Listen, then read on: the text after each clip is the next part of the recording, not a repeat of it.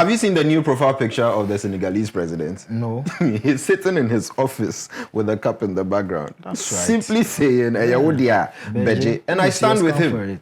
You know, the Senegal, he win the AFCON 2025. Right now, we are hearing there's a new winner. Bro. And it's Morocco. It's disheartening. It's disheartening. CAF has also come out to defend it by saying that match for feature, losing by default, this is one of the most important provisions in CAF disputes. And this has to do with the laws that govern the CAF events. A team can lose a match by forfeiture, typically 3-0, if they filled in an ineligible player, if they refuse to play or abandon the match, same way, fail to show up for a fixture or are responsible for serious misconduct that prevents a match from being completed. You know, it's important we talk about this because this is a time where even people in Europe believe that African football shouldn't even be in the scheme of things. And this is driving right into that narrative. Bro. And we cannot keep quiet about this. Let's look at how the entire event went.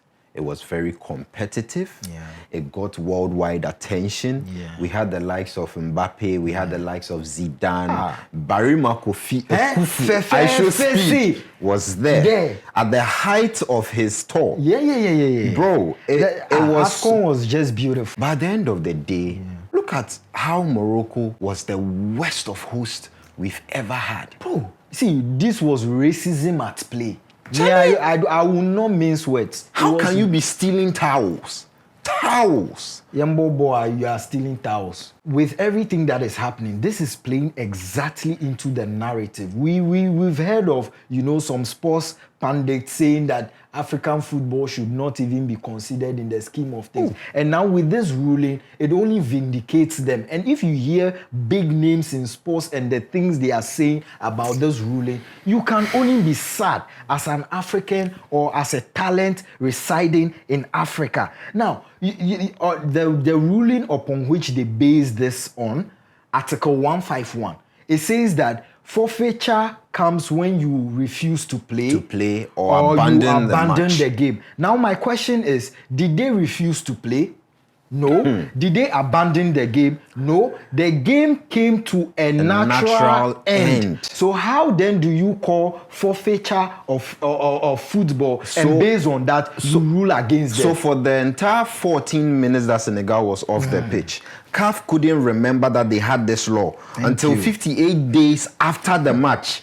How? Interesting. Have you seen the new profile picture of the Senegalese president? No. He's sitting in his office with a cup in the background. That's right. Simply saying, Beji. And I stand with him. I stand with him because they won the match fair and square. Yeah. The match came to a natural halt. At this point, I insist they keep the cup until a verdict is given. I mean, big names have come out to speak about this. But talking about they keeping the cap until a verdict is given, I think the Senegalese FA have sent, you know, a petition asking that the judgment be halted until, you know. Nice. Yeah, so there is that also in the pipeline. But big names like Patrice Evra have come to call the decision a disgrace and a scandal. Claude Leroy has said CAF has completely lost its mind. And even Kwesi Nyantechi have criticized, you know, CAF very strongly. And I listened to the CAF president, Mochepe, and one of the reasons he was giving for this decision is the fact that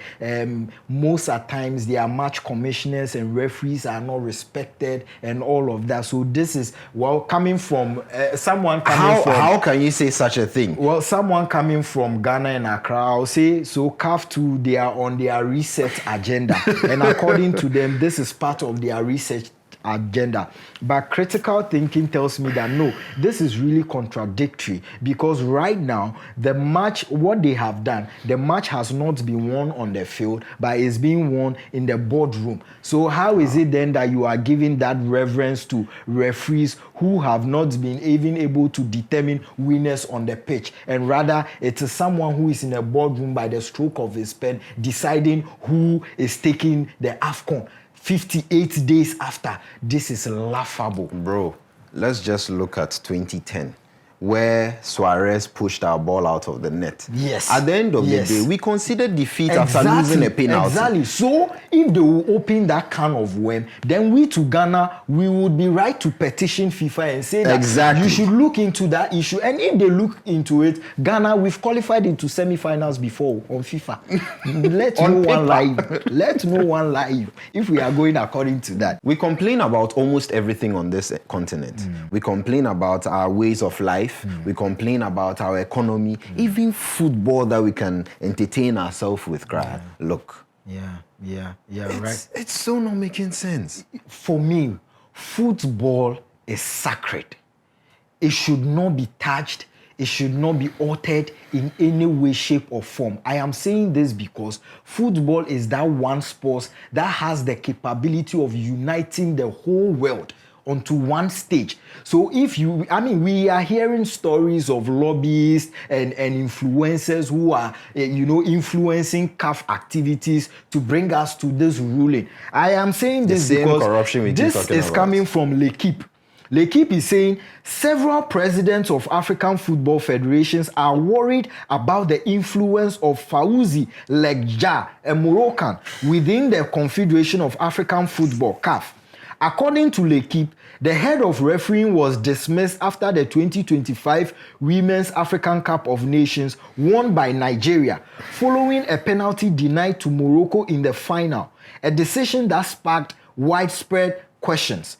Behind the scenes, Samuel Eto'o reportedly sent a letter to Patrice Motsepe to express his concern after the 2025 AFCON was awarded to Morocco off the field 58 days after the final. And you see, football shouldn't be touched. It shouldn't be altered. And that is why I am calling that we should rate all these lobbyists. They are like a swamp. We have to clean all of them, these lobbyists, these power players, influencers in CAF activities. The reason I agree, so that they can be very independent, because we have a lot of talent here that are depending on this association to actually showcase their talent. And we will not have a lobbyist or a power player somewhere because he knows how to push buttons, would be giving us ruling that would make us a laughing stock before the whole world. No, that is not it. We would not have an African Football Federation that is influenced by power players, but rather an African Football Federation that is independent of all power players. Let us know what you think in the comment section. Whilst you're doing that, recommend us to a brother, a friend, a sister. Until we come your way next time, don't go being a lobbyist, but be a great citizen. We are